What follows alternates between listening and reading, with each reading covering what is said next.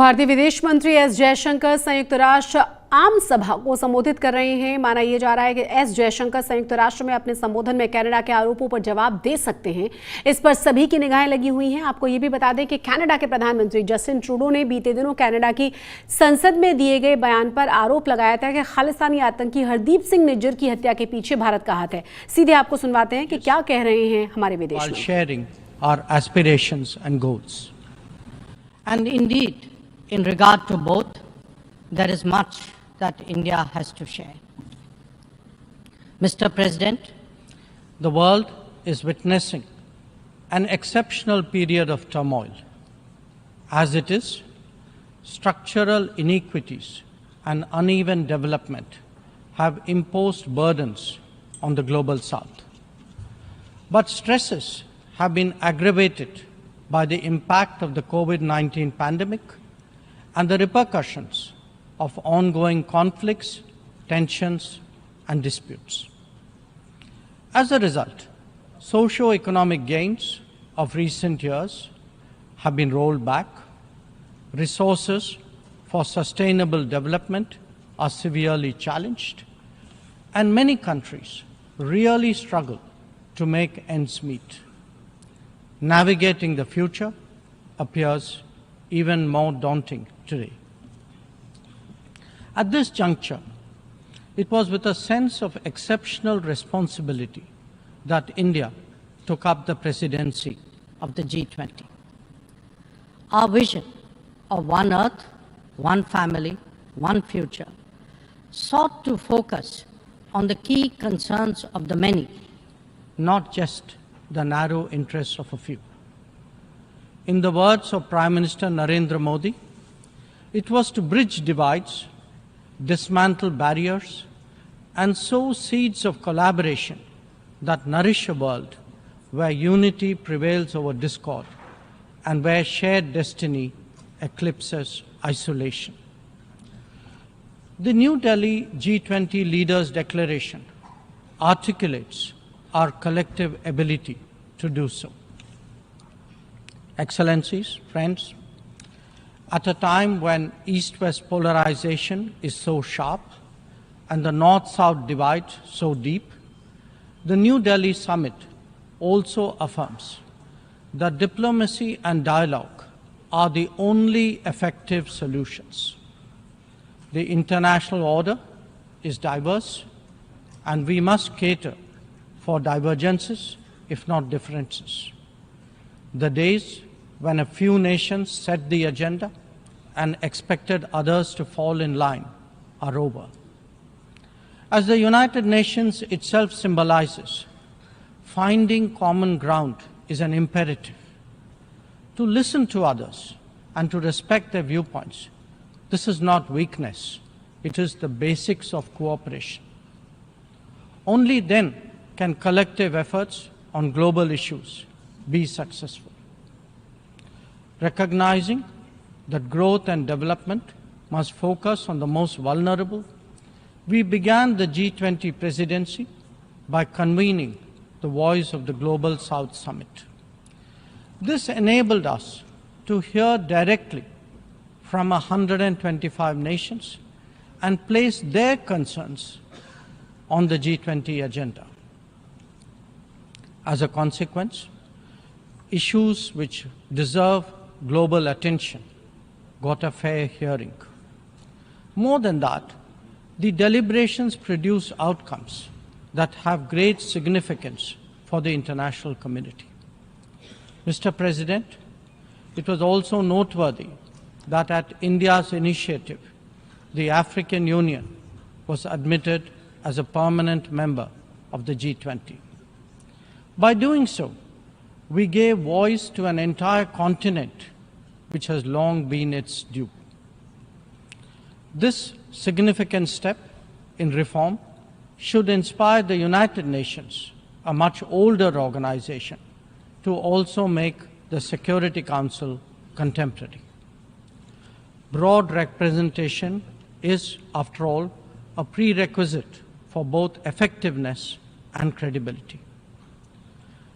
The outcomes of the New Delhi G20 summit will surely resonate for years ahead. Among them is an action plan for sustainable development goals, a crucial need of the day. Equally important are the high principles of lifestyle for environment, and the Green Development Pact as they shape our approach to our planet's future. The transformative role of digital public infrastructure has also finally been recognized as the salience of women-led development in building an inclusive and progressive society. The reform of international financial institutions has been given due weight, as has the resolution of debt vulnerabilities. Friends, the New Delhi G20 outcomes are expressed both as larger policies and as specific initiatives. They could be about building cities for tomorrow, or fighting corruption, eliminating hunger, or delivering quality education, ending plastic pollution, or preserving the ocean-based economy, or for that matter, enhancing food security, or even mapping global skills. Some address long-standing issues like gender divide and climate action. Others focus on new concerns such as responsible harnessing of artificial intelligence.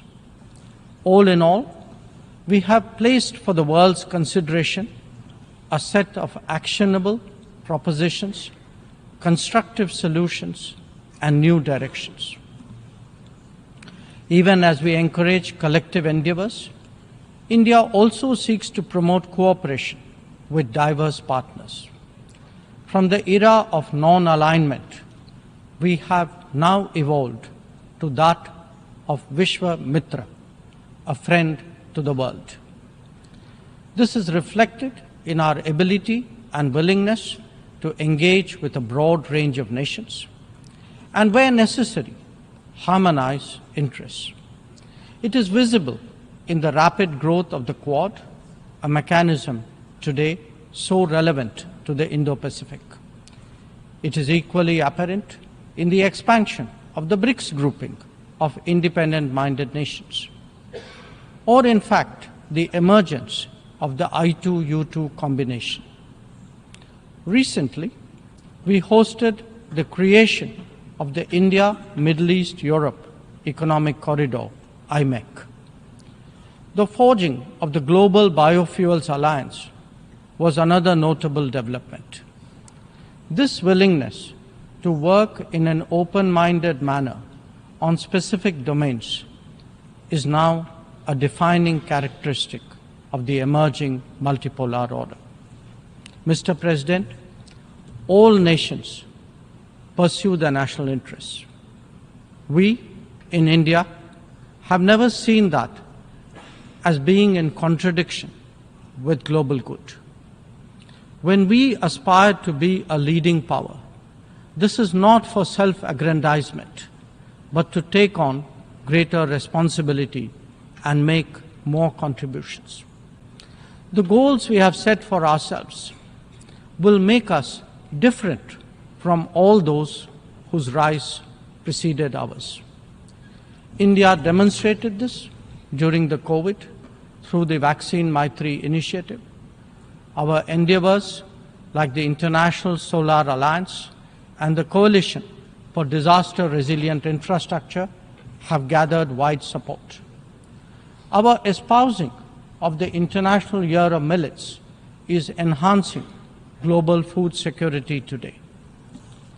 We have built development partnerships with 78 nations across geographies. And we have also been first responder in disaster emergency situations. The people of Turkey saw that in February, as did those in Syria. Our commitment is understandably even greater closer home. When Sri Lanka experienced a severe economic crisis, it was India that first stepped forward. But even in distant regions, partners such as the Pacific Islands have appreciated our contributions to meet their needs in health, in technology, and in climate action.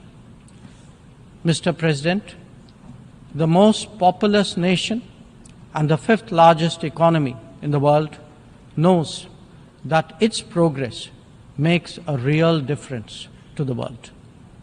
Especially so when so many nations identify with us for reasons of history, of geography, and of culture. They follow our experiences closely and evaluate our solutions for their larger relevance.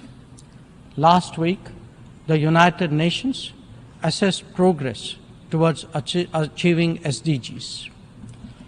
The mood here reflected the struggle to overcome challenges, especially those of resource paucity. It is therefore vital at this midway that we expand our capacities and regain our confidence. As the largest contributor to meeting SDG targets, India's achievements should give heart to others on this journey. After all, the Global Multidimensional Poverty Index records that we have halved the global MPI value in the last 15 years, lifting 415 million people out of poverty. That progress has now moved on to a higher level with ambitious socio-economic initiatives covering financial inclusion, food and nutrition, health and water supply, as well as energy and housing. We are seeking to demonstrate that social welfare need not be the sole prerogative of the developed world. Excellencies, programs underway in India highlight the transformational role of digital delivery of public goods. It has facilitated scaling up, it has enhanced efficiency, and it has combated corruption. The national objective of leaving no one behind is forging ahead in so many dimensions. Moreover, the democratization of technology has opened mindsets, instilled confidence, and inspired innovations. Excellencies, in our deliberations, we often advocate the promotion of a rules-based order. From time to time, respect for the UN Charter is also invoked. But for all the talk, it is still a few nations who shape the agenda and seek to define the norms. This cannot go on indefinitely, nor will it go unchallenged. A fair, equitable, and democratic order will surely emerge once we all put our minds to it. And for a start, that means ensuring that rule makers do not subjugate rule takers. After all, rules will work only when they apply equally to all. Mr. President, we must never again allow an injustice like vaccine apartheid to recur. Climate action, too, cannot continue to witness an evasion of historical responsibilities. The power of markets should not be utilized to steer food and energy from the needy to the wealthy.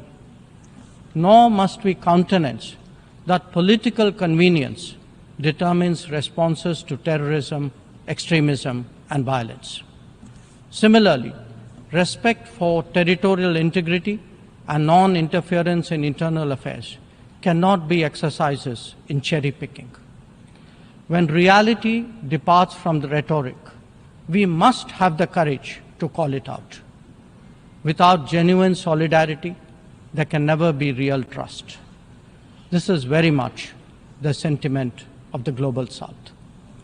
Next year, the United Nations will be hosting the Summit of the Future. This should serve as a serious opportunity to drive change, champion fairness, and reform multilateralism, including the expansion of the Security Council memberships. We must address global challenges imbued with the conviction that we are one earth and one family with one future. Excellencies, friends, India has entered the Amrit Kal, a quarter century where greater progress and transformation awaits us.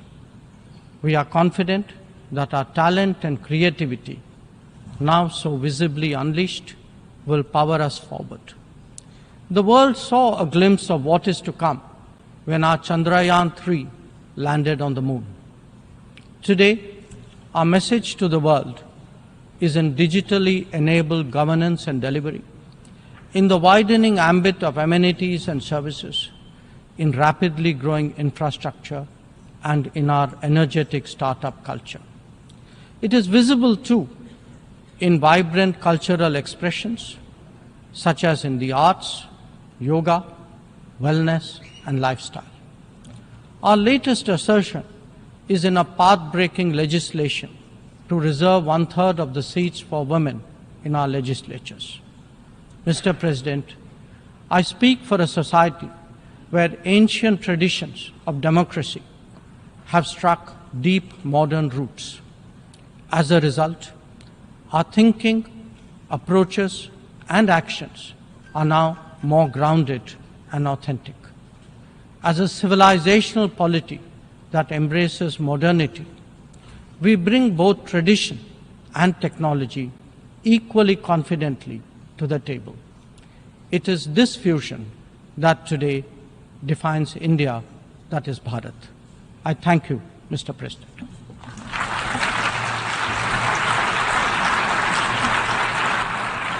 I thank the Minister of External Affairs of India.